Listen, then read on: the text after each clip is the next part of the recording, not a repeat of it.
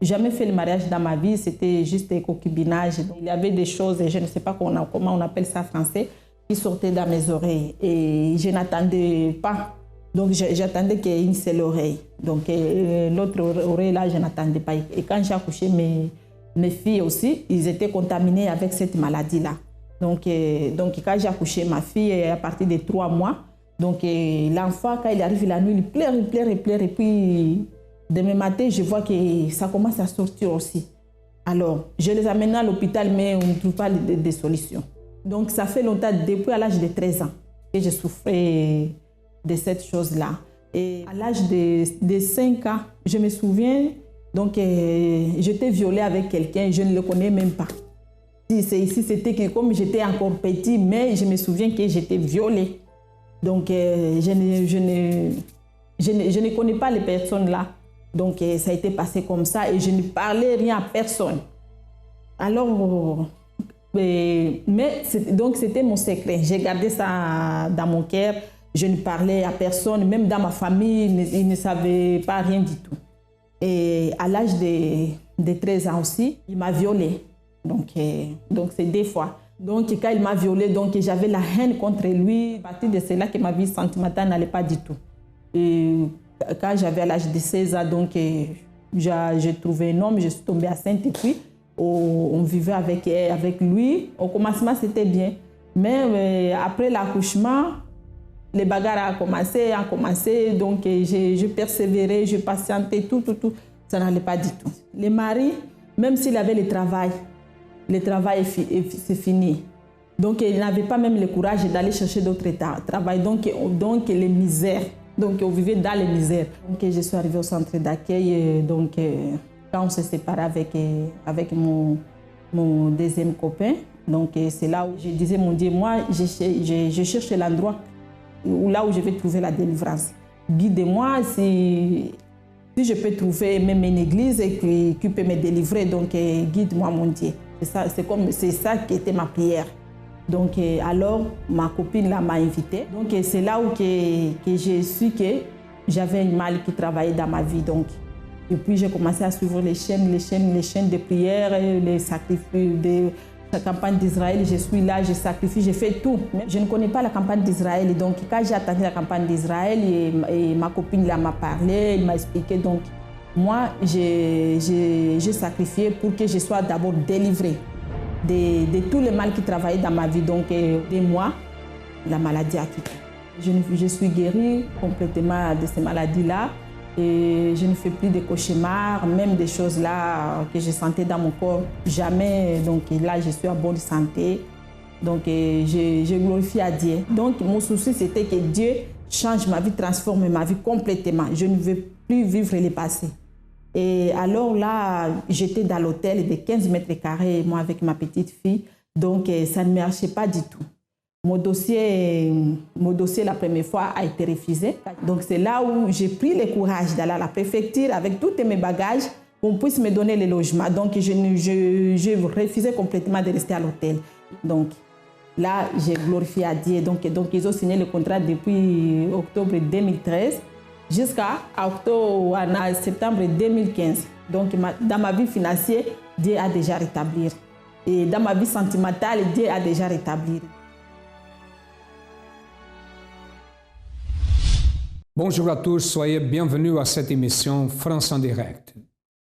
Tout le monde peut passer par une situation difficile telle que une situation qu'elle n'attend pas, inattendue.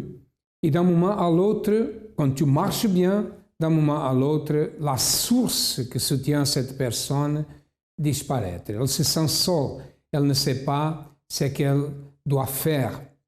Par exemple, imaginez que vous êtes dans une entreprise, vous travaillez depuis 15 ans, 20 ans, et vous recevez votre salaire, vous avez votre vie, vous payez le loyer, vous mangez. Enfin, toutes les choses nécessaires viennent de cette source. Cette source. Et d'un moment à l'autre, quelqu'un vous dit que vous êtes licencié. Vous n'avez plus de travail, la source, c'est fini. Quoi faire dans une situation comme ça? Regardez cette histoire. Alors, j'étais à mon travail depuis à peu près 17 ans.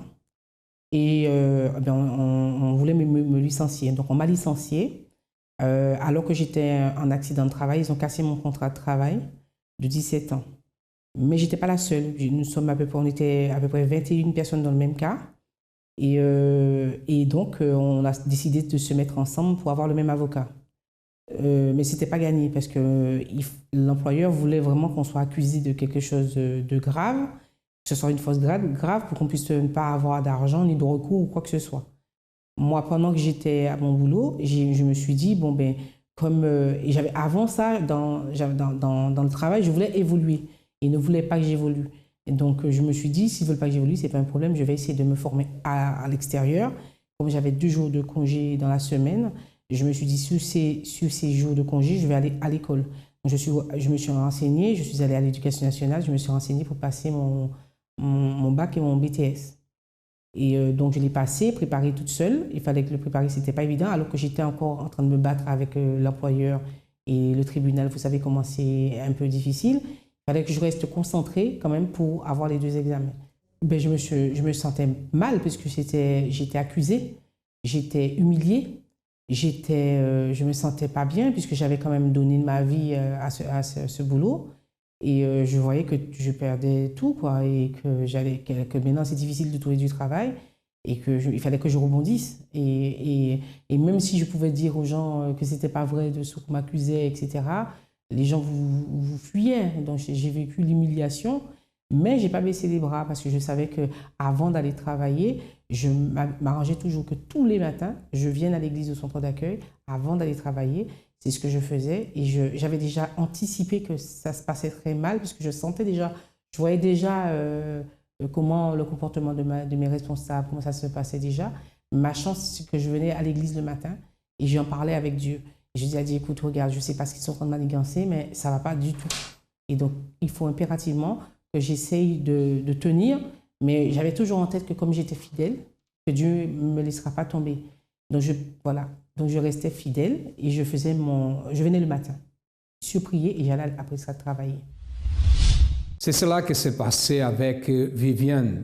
Viviane, elle travaillait depuis 17 ans, adulte, 17 ans, un âge déjà un peu avancé. Et elle a reçu une nouvelle qui disait qu'elle était licenciée à travers l'invention des histoires, des mensonges, et elle s'est trouvée sans rien. Quoi faire devant une situation comme ça? Il y a des gens qui se lamentent, des gens qui pensent que c'est la fin, maintenant je n'ai plus de travail, je ne peux rien faire, qu'est-ce que je dois faire? Et beaucoup ne trouvent pas la solution. Mais Viviane a pris une décision. Regardez. Écoutez, je m'étais dit que comme Dieu est fidèle et qu'il n'est pas fait homme pour mentir, comme me dit au centre d'accueil, c'est où j'ai appris d'ailleurs à prier et à comprendre qu'on peut obtenir les choses en mettant en pratique ce que les hommes de Dieu disent. Et donc au début, je me suis dit, bon ben, comme je viens déjà à l'église, que je fais déjà ce qu'il me demande, s'il m'arrive quelque chose, je vais demander à Dieu et Dieu va répondre. Oui, j'ai participé à pratique, je dirais à toutes les campagnes. Depuis que je suis arrivée en centre d'accueil le 11 juin 2007, j'ai fait toutes les campagnes. Il y a même des campagnes que j'ai pas pu, je suis montée sur le terrain, je n'avais pas de quoi déposer, que j'ai déposé même 1 an après, mais j'ai toujours déposé. Et ce que je disais, que je prenais, même si ça prenait du temps, c'est ma façon de faire, c'était pas de la façon de faire. Il vaut me mettre à l'heure, mais si j'avais pas à l'heure pour pouvoir le mettre, je mettais quand même, une fois que j'avais pris, je me disais que de toute manière, Dieu il sait que je vais déposer et je le déposais.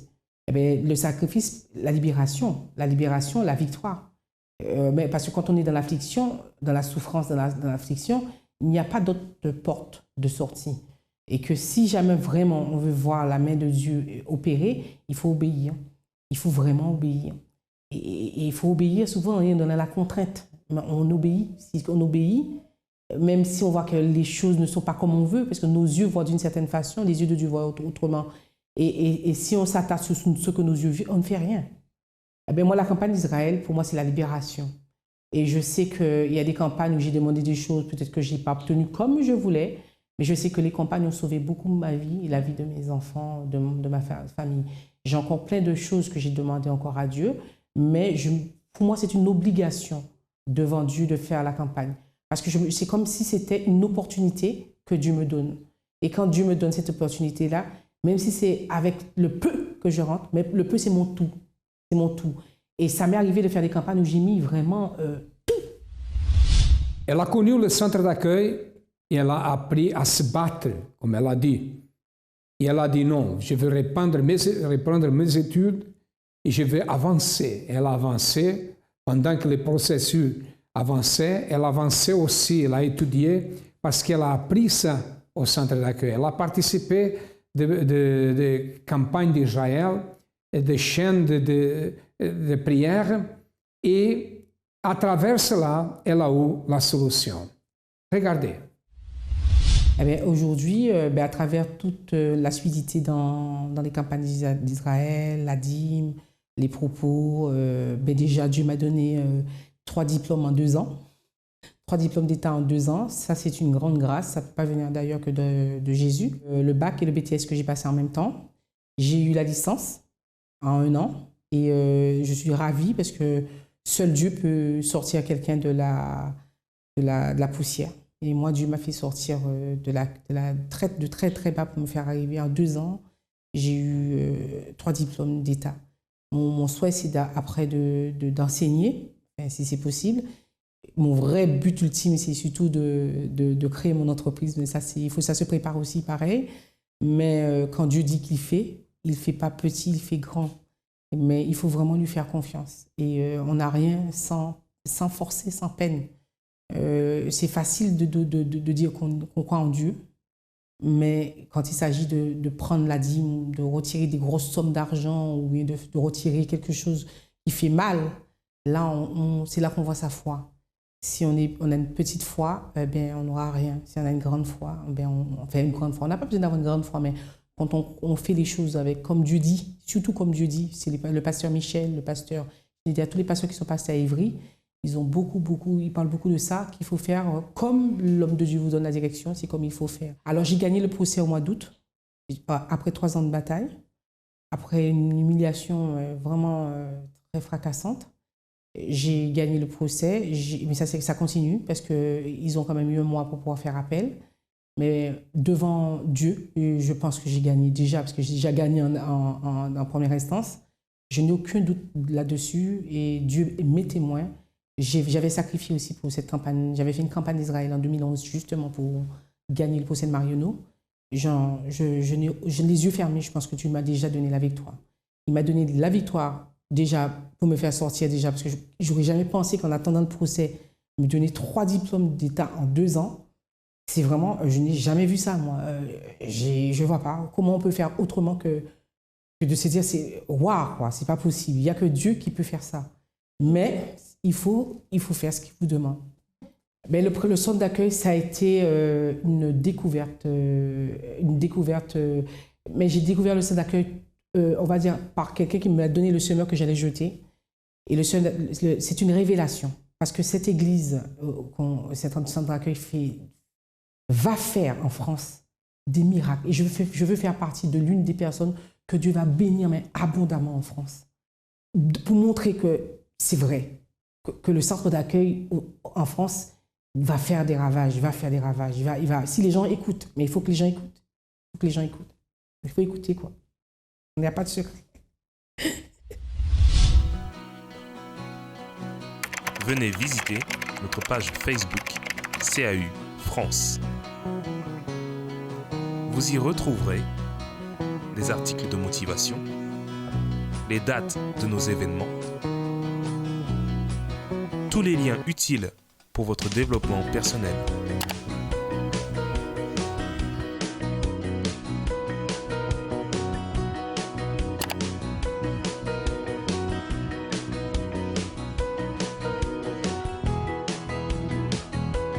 Centre d'accueil, parce que nous croyons en vous comme personne.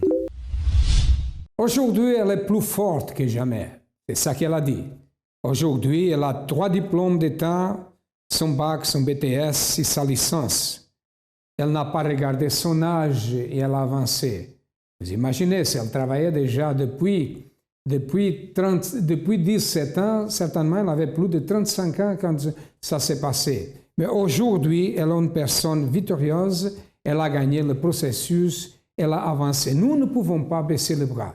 C'est une chose que nous avons appris et que nous enseignons. Ne baissez pas les bras, ne désistez pas, persévérez. C'est une chose que c'est nécessaire. Parce que quand une porte se ferme, à travers la foi, c'est comme ça. Quand une porte se ferme, certainement 2 ou 3 vont s'ouvrir. C'est comme ça et que nous pensons, que nous agissons, c'est ça que nous croyons et c'est ça qui a changé la vie de beaucoup de personnes. Quelle est la situation dans votre vie? Quel est le problème? Quelle est la barrière? Quelle est la difficulté? Sachez qu'il existe une solution. Nous allons écouter plus de témoignages et après nous retournerons. Avant d'arriver au centre d'accueil, j'étais malade et ma fille, ça ne marchait pas pour elle non plus. J'étais angoissée, je ne dormais pas. J'étais à limite dépression. J'ai même pensé au suicide parce que j'ai dit que bon, s'il faut arriver là, parce qu'après, quand j'ai pensé que bon, que je vais perdre tout ça, j'ai dit bon, eh ben, vaut mieux en finir. Et le problème de ma fille, après, c'était ma fille, après, c'est arrivé l'histoire de ma fille. Avec une licence et un DUG, fini les études et tout, prête pour travailler, elle ne voulait plus travailler. Elle voulait, c'était des amis, se promener, ne rien faire. Son père n'acceptait pas. Moi non plus, parce que déjà j'avais moi, ma situation et elle. Les problèmes chez moi, c'était toujours l'affrontement, toujours des paroles blessantes. Elle me disait, moi je répondais, son père intervenait. Tous les jours. Et là, j'étais mal. Le lendemain, j'appréhendais encore la journée, le lendemain, parce que c'était pareil, parce qu'elle était là. Elle ne bouge pas, elle ne regarde pas, elle ne fait rien, elle est là. Et quand je la vois, ben, ça n'allait pas, puisque je ne comprenais pas. Alors, j'ai rencontré une copine que je n'avais pas vue, ça fait très très longtemps. Je lui ai expliqué, parce que maintenant il fallait parler. Et là, elle m'a dit, bon, eh bien, viens, je t'emmène. Je suis arrivée au centre d'accueil. Je suis arrivée 1 semaine avant la campagne d'Israël. Je ne connaissais pas. J'entendais, j'ai vu les témoignages. Et là, j'ai dit, bon, ben, celui-là, c'est pour moi. Et là, j'ai continué, je faisais toutes mes chaînes de prière. Lundi, mardi, toutes les chaînes. Quand le pasteur disait qu'il faut faire un vœu, je faisais les vœux aussi, tout, parce que je voulais que ça change. La campagne d'Israël, je l'ai fait pour ma fille d'abord, pour qu'elle puisse travailler, puisqu'elle ne veut pas continuer. Là, maintenant, il faut travailler. J'ai dit que maintenant, je suis fatiguée avec cette situation, je ne peux plus tenir. Je ne peux pas. Chez moi, c'est un problème. Quand je mange, quand je dors, c'est pareil. Alors maintenant, je fais. Et je verrai, si les témoignages, dans les témoignages, je vois tous les résultats, ça marche, ça marchera pour moi aussi. Et là, je me suis lancée. J'avais des bijoux de famille. Et mes bijoux à moi, je lui ai donné à elle-même. Je lui ai dit, bon, tu vas vendre. J'avais un livret, j'ai tout pris. Le 3e jour, je n'ai pas attendu, hein, le 3e jour où j'avais pris l'enveloppe, j'ai tout mis dans l'enveloppe. Et pendant toutes les semaines ou tous les jours où il y avait les clameurs, l'enveloppe était là, j'allais clamer pour demander à Dieu de changer cette situation. J'ai pu avoir un stage. Je suis partie ici, à Dunkerque. J'ai fait une formation. J'ai trouvé du travail. Tout allait. Tout le reste, ça marchait normalement. Et j'ai repris des forces parce que j'étais pas bien. Mais à travers la campagne, la campagne, Dieu a béni ma fille, la vie professionnelle. Moi, la santé, la vie professionnelle, elle a eu son concours, elle est aux impôts, bien payée, prime sur prime, tranquille, tout va bien. Elle est à l'église. La campagne d'Israël a changé ma vie, a changé la vie de ma famille, a changé la vie de mon enfant, a tout changé, tout changé. J'ai reçu que des bénédictions. Ma santé, ma joie de vivre, tout, Victorine, je ne suis plus la même personne. J'ai fait une formation qui n'avait rien à voir avec ce que je faisais. J'ai trouvé du travail. Je suis bien rémunérée. Tout va bien aujourd'hui. Victorine va bien. tout va bien, grâce au sacrifice. Pour le centre d'accueil, j'y suis et je reste. C'est tout. Toute ma vie, c'est le centre d'accueil. Le sacrifice, la prière, tout. La bénédiction, oui. La campagne d'Israël a été la porte pour entrer dans une vie victorieuse pour beaucoup de personnes, des millions de personnes au monde. Normalement, presque tout le monde parle de la campagne d'Israël, parce que c'est le moment le plus haut de la foi au centre d'accueil. Nous allons écouter l'histoire de plusieurs personnes, Bernadette, qui a participé dans la campagne d'Israël. Et après, nous retournerons pour vous parler de l'adresse qui peut changer votre vie. Avant, j'étais dans une formation. Cette formation-là, j'avais trop la honte. Voilà, j'avais honte de dire que j'étais dans cette formation-là. Parce que ça n'avançait pas, je faisais que des stages et c'est tout. Et la personne qui me suivait, j'étais dans un stage.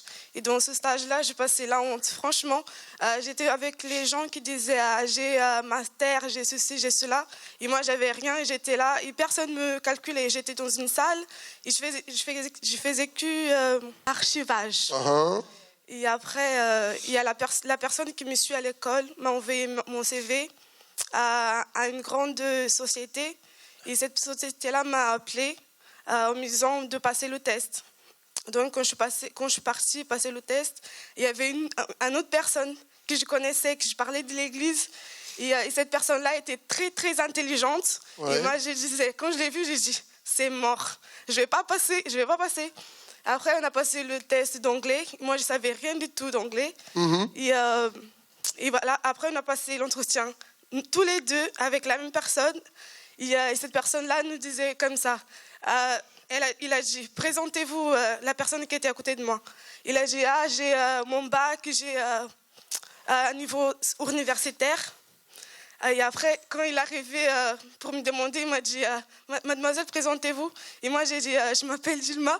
Et j'ai un niveau CAP esthétique. Après, j'ai dit, mon Dieu, c'est pas possible, il faut que tu agisses. Et après, c'est toi qui seras dans la honte, c'est pas moi. Après, il a dit... Vous êtes révolté, hein? Voilà, je me suis révoltée. Après, le monsieur m'a appelé. Je pense que j'étais la première personne à être contactée. Il m'a dit, mademoiselle, vous commencez le jour en CDD, 17 mois. Et la semaine dernière, j'ai signé un CDI. Voilà. Ça veut dire que la place, c'était pour vous. Voilà. Et l'autre, non? Tous les deux, en fait, on a été prises. Ah, ils ont pris les deux. Voilà. Vous, même sans avoir beaucoup de moyens, capacités, ils vous ont pris quand même. Oui. CDI. Oui. À travers le sacrifice. À travers le sacrifice. Qui a fait cela? C'est Dieu. Quand je suis arrivée à l'église, j'avais beaucoup d'ambition, beaucoup de rêves, mais j'avais pas en fait la force et le courage de persévérer, ni même de sacrifier pour conquérir en fait ce que je voulais dans ma vie professionnelle.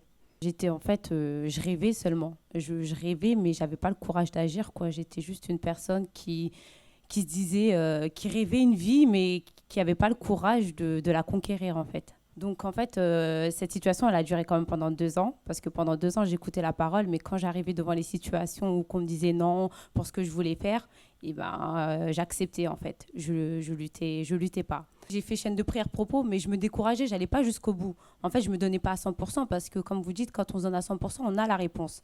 Donc, moi, je croyais me donner à 100%, mais j'avais aucun résultat, quoi. Et au bout, en fait, tout a commencé à changer quand je suis rentrée dans le groupe jeune, où j'ai commencé vraiment à être modelée pour être une femme de guerre, pour pas accepter les situations négatives.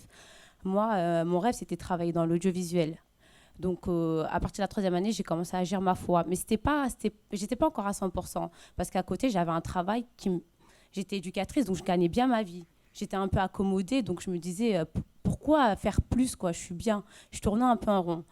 Et avec le temps, là, je me suis révoltée. Donc, il y a eu le propos, c'était Propos Vision, je crois, aussi, qui s'appelait La Vision. Et donc, moi, là, j'ai dit non, il faut, même si je gagne bien et tout, c'est pas ce que je veux faire. Moi, je veux travailler dans l'audiovisuel. Donc, j'ai participé à ce propos et du coup, j'ai arrêté mon travail. Franchement, j'ai trouvé la formation que je voulais faire, mais elle commençait le 8 octobre et on était le 24 septembre. Donc, il ne me restait que 2 semaines pour trouver un employeur ou une entreprise. Donc, moi, j'ai dit à ma directrice que je n'allais pas reconduire mon contrat. Je me suis mis en danger parce que si, en gros, je n'étais pas prise dans ma formation, j'allais me retrouver sans rien. Le 24 septembre, même à 7h, je suis venue déposer mon enveloppe. Le matin même, j'avais mon entretien et le mardi, j'ai eu ma réponse. Aujourd'hui, il y a 3 mois, j'étais assistante de production chez France Télévisions. Et aujourd'hui, depuis le 4 mars, je suis chargée de production dans une boîte de cinéma. Amen. Grâce à Dieu. Je suis arrivée au centre d'accueil. Je n'avais pas d'orientation professionnelle. Je travaillais dans un institut de sondage et je gagnais 650 € le mois. Et quand je suis arrivée au centre d'accueil, je me suis retrouvée avec plus de 4 000 € de découvert. Et donc, j'ai commencé à participer aux chaînes de prière les lundis. Tous les lundis, j'étais là. J'ai fait tous les propos, je n'ai raté aucun propos ici à l'église. Même si j'avais que 5 €, tout ce qu'on donnait comme propos, j'ai fait. Et il y a eu une campagne d'Israël où en fait je voulais une orientation professionnelle et j'avais demandé au Seigneur que je voulais travailler dans une banque, mais je n'avais pas de diplôme pour travailler là-dedans. Et je me rappelle avec les 650 € que je gagnais, c'était les acédiques. Et donc, avec le découvert, j'ai attendu au moment où ils allaient faire le virement. J'ai juste vite calculé pour que je puisse retirer, pour que le découvert ne puisse pas avaler. Et donc, j'ai retiré toute cette somme-là et j'ai déposé ça sur l'autel de Dieu. Et 1 mois et demi après, j'ai commencé à travailler dans une banque. Et entre-temps, j'ai commencé au bas de l'échelle et j'ai continué à faire les propos avec les dîmes. Et je ne donnais plus la dîme de ce que je gagnais. À chaque fois, je disais, Seigneur, je vais donner cette dîme, c'est ça que je veux gagner. Parfois, le Seigneur me mettait à l'épreuve. 6 mois, je donnais la même dîme, mais je ne voyais pas de résultat. Et 6 mois après, je voyais le résultat, ça augmentait. Donc, je me suis rendu compte que, tiens, ça marche. Et donc, j'ai encore fait un autre propos. J'ai commencé à déterminer, Seigneur, c'est ça que je veux gagner tous les mois. Et je suis restée 1 an, pratiquement 1 an, je n'ai rien vu, mais malgré ça, j'ai continué à donner. Et je suis restée après, j'ai fini une mission.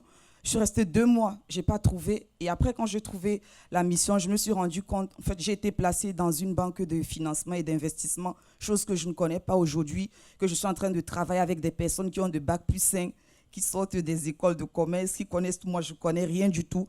Et j'ai calculé par rapport à ce que j'ai gagné quand je suis arrivée ici au centre d'accueil. Je reçois 4 fois plus que ce que je gagnais au départ quand je suis arrivée. Tout ça, là, ce n'est pas des propos que j'ai faits.